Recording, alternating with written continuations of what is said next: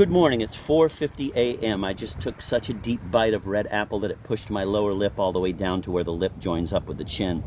There is a clonk point there, and a good apple can do that. Push your lower lip down to its clonk point. Sometimes you think for a moment that you're going to get stuck in the apple because you can't bite down any farther. But all you have to do is push the apple a little to the left or pull it to the right and let the half-bitten chunk break off in your mouth. If you do it slowly, it sounds like a tree falling in the forest. Then start chewing. Phoebe said something yesterday on the way to school that I thought was very true. While I was finishing feeding the duck, she came out in her perfectly ironed blue jeans, carrying a piece of toast in her mittens and crouching like a Sherpa beneath the load of her backpack. She's 14. We both got in the car and I turned the heater on full. It roared and hurled out a blast of icy air. Phoebe held a mitten over her mouth and nose and said, "It's cold, Dad, it's cold." I said, "You're not kidding, it's cold. It's really cold." As I took hold of the steering wheel, I made an exaggeratedly convulsive noise of frozenness, and Phoebe looked over and saw that I was hatless. Then she noticed that my hat, a tweed hat with a silk inner band, was stuffed down near the handbrake. It had been in the car all night, cooling down. She reached for it, and in that abrupt way that people have when they're trying to conserve warmth, she held it out to me. "Put this on," she said.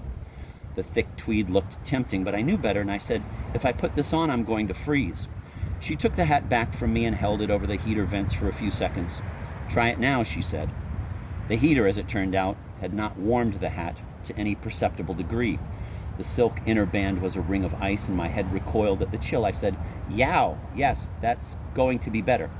"You've got to get cold to get warm," Phoebe said.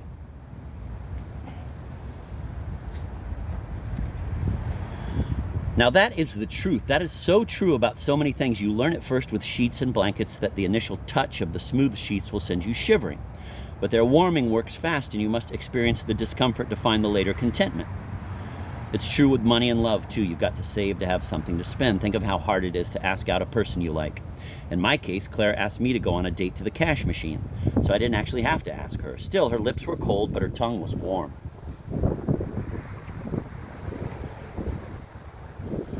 By the time I dropped Phoebe off and gave her $1 for a snack, my hat was as comfortably situated on my head as if it had hung on the coat tree all night. Henry was building a Mars city when I got home from work. He went upstairs and came out of his room with an enormous Rubbermaid storage container full of Lego. It seemed bigger than he could handle. Each Lego piece is as light as a raisin, but they become heavy in the aggregate.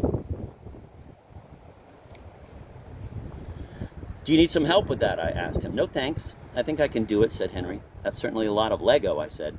"Dad, you should see how I get it up the stairs. It takes me about an hour." He stepped down each step very slowly, his heels treading on the edges of his too long sweatpants. Sometimes I get in hard situations where I'm balanced on one toe. It's not very pleasant. I've turned the top half log over. It looks like a glowing side of beef now.